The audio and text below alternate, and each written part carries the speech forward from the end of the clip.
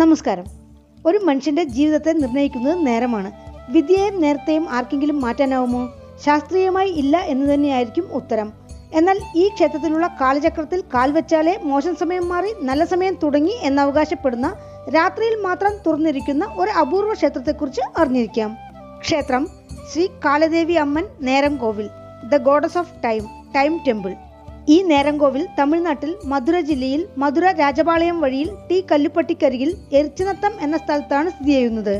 ഈ ക്ഷേത്രത്തിലെ മുഖ്യ പ്രതിഷ്ഠ കാലദേവി എന്ന നല്ല നേരം പ്രദാനം ചെയ്യുന്ന ദേവിയാണ്.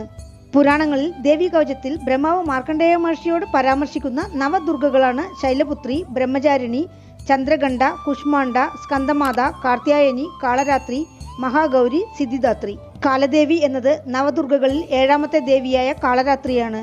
പാർവതി ദേവി അസുരന്മാരെ നിഗ്രഹിക്കാനായി തന്റെ സ്വർണ്ണവർണ്ണത്തിലുള്ള ചർമ്മം ഊരിമാറ്റിയപ്പോൾ അവതരിച്ച കറുത്ത നിറത്തിലുള്ള ദേവിയാണ് കാളരാത്രി. കാളരാത്രി ത്രിനേത്രങ്ങളോടെ 4 കരങ്ങളിൽ ആയുധത്തോടെ തലയോടുകൾ മാലയായി അണിഞ്ഞ് കഴുതപ്പുറത്ത് സഞ്ചരിക്കുന്നതായി ദേവി ഭാഗവത പുരാണം പരാമർശിക്കുന്നു. നവരാത്രി ഉത്സവത്തിൽ 7ാം നാൾ പൂജിക്കുന്ന ദേവിയാണ് കാളരാത്രി. നേരത്തേക്കാൾ വലിയ ശക്തി ഈ ഭൂലോകത്തിൽ വേറൊന്നുമില്ലെന്നാണ് പറയുന്നത്. നമ്മുടെ പിതാമഹന്മാർ ദിവസത്തെ നല്ല സമയം, മോശം സമയം എന്നെല്ലാം പണ്ടേ വേർതിരിച്ചിട്ടുണ്ട്. വിവാഹത്തിനും യുദ്ധത്തിനും എന്നു വേണ്ട ഏതിനും നല്ല സമയമുണ്ട്.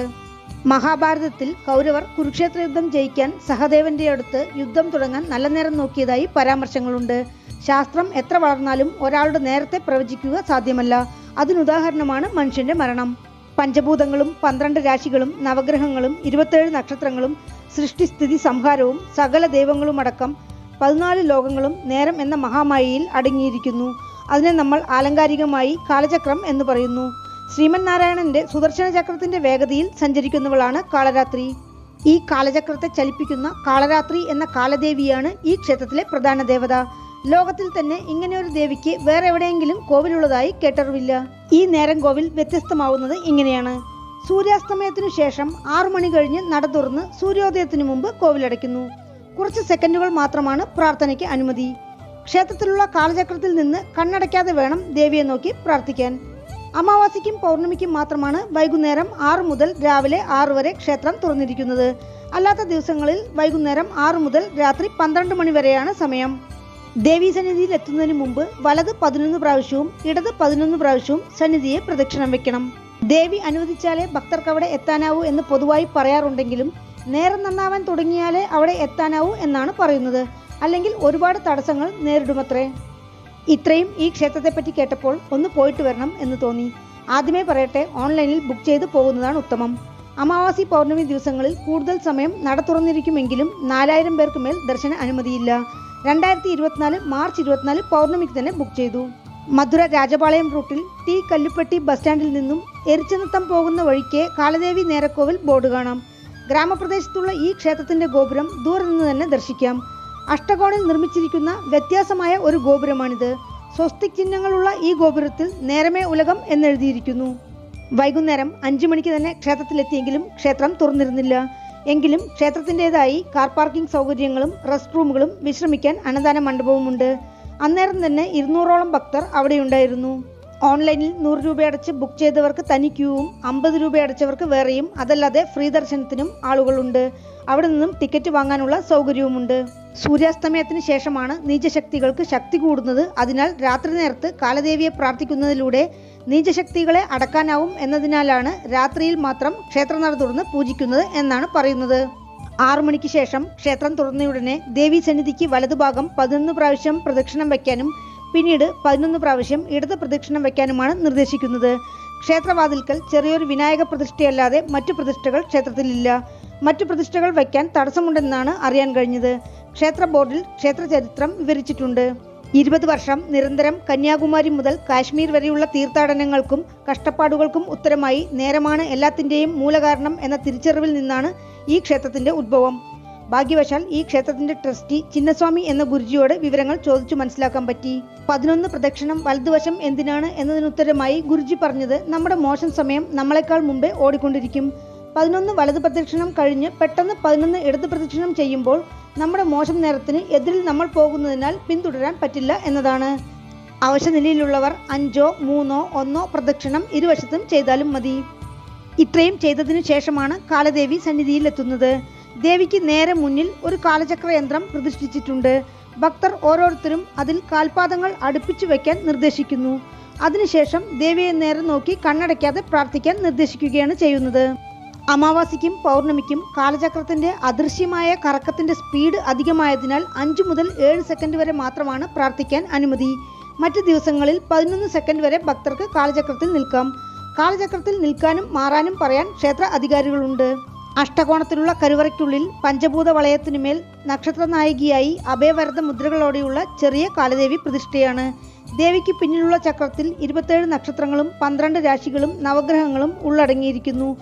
കാലചക്രത്തിന്റെ അധിപതിയായ ഈ ദേവിക്ക് ഒരാളുടെ മോശം സമയത്തെ നല്ല സമയമാക്കി മാറ്റാനുള്ള ശക്തിയുണ്ട്. മറ്റു ക്ഷേത്രങ്ങളിൽ നിന്നും വ്യത്യസ്തമായി ഭക്തർ സൈഡിൽ നിന്നല്ല പ്രാർത്ഥിക്കേണ്ടത്.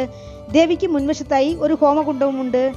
ഈ സ്വല്പം സെക്കൻഡുകൾ ദർശനം ലഭിക്കുന്നതിൽ ഏത് നല്ലതോ അതുമാത്രം എനിക്ക് നൽകണേ ദേവി എന്നാണ് പ്രാർത്ഥിക്കേണ്ടത് എന്നും ട്രസ്റ്റി പറയുകയുണ്ടായി.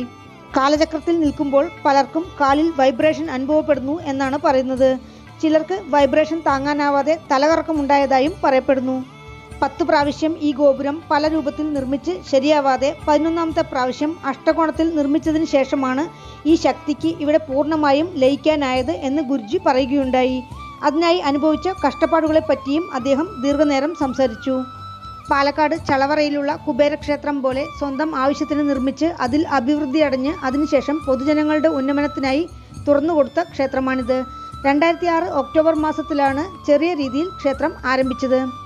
ഇവിടെ വന്ന് പോയ ശേഷം നേരം ശരിയായി ഗുണമുണ്ട് എന്നാണ് ഭക്തന്മാരിൽ നിന്നും മനസ്സിലാക്കാൻ കഴിഞ്ഞത്. 3 അമാവാസി 3 പൗർണമി ഇവിടെ എത്തി പ്രാർത്ഥിച്ചാൽ പ്രത്യേക ആവശ്യങ്ങൾ പെട്ടെന്ന് നടക്കും എന്നതിനാൽ ഇവിടെ എത്തുന്ന ഭക്തരും കുറവല്ല. ശക്തിയുള്ള പല ക്ഷേത്രങ്ങളിൽ പരിഹാരം ചെയ്തിട്ടും പ്രയോജനം ലഭിക്കാത്തവർ ഇവിടെ എത്തി നേരം ശരിയായി മറ്റുള്ളവർക്ക് നിർദ്ദേശിച്ച് എത്തുന്ന ഭക്തരാണ് അധികവും എന്നതിന് ഇവിടെയുള്ള ജനക്കൂട്ടമാണ് സാക്ഷി.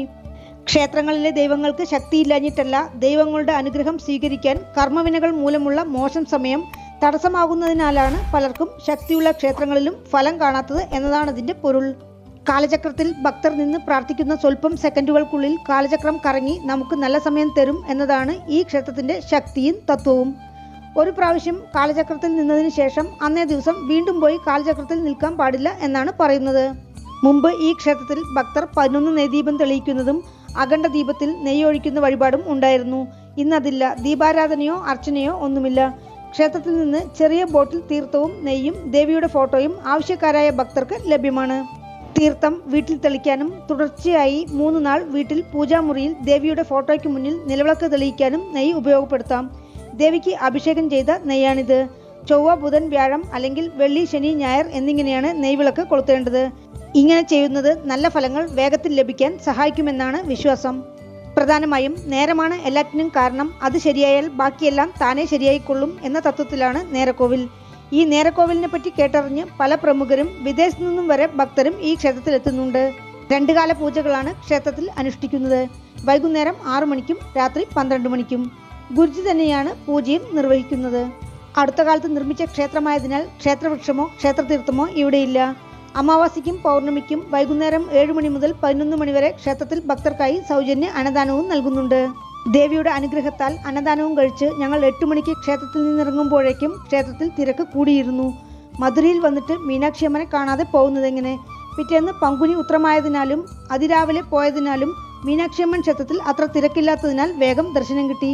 പൊട്രാമരക്കുളക്കരയിൽ സ്വല്പം വിശ്രമിച്ച് മധുര മീനാക്ഷി അമ്മന്റെ പ്രസാദമായ രാവിലത്തെ അന്നദാനവും കഴിച്ച് മനസ്സ് നിറഞ്ഞാണ് വീട്ടിലേക്ക് മടങ്ങിയത്. കാലദേവി നേരം കോവിലിലേക്ക് എത്തുവാൻ മധുരയിൽ നിന്ന് 47 കിലോമീറ്റർ, ടി കല്ലുപ്പട്ടി ബസ് സ്റ്റാൻഡിൽ നിന്നും 10 കിലോമീറ്റർ, അടുത്തുള്ള റെയിൽവേ സ്റ്റേഷൻ വിരുദുനഗർ, തിരുമംഗലം. വീണ്ടും അടുത്ത വീഡിയോയിൽ കാണാം. നന്ദി.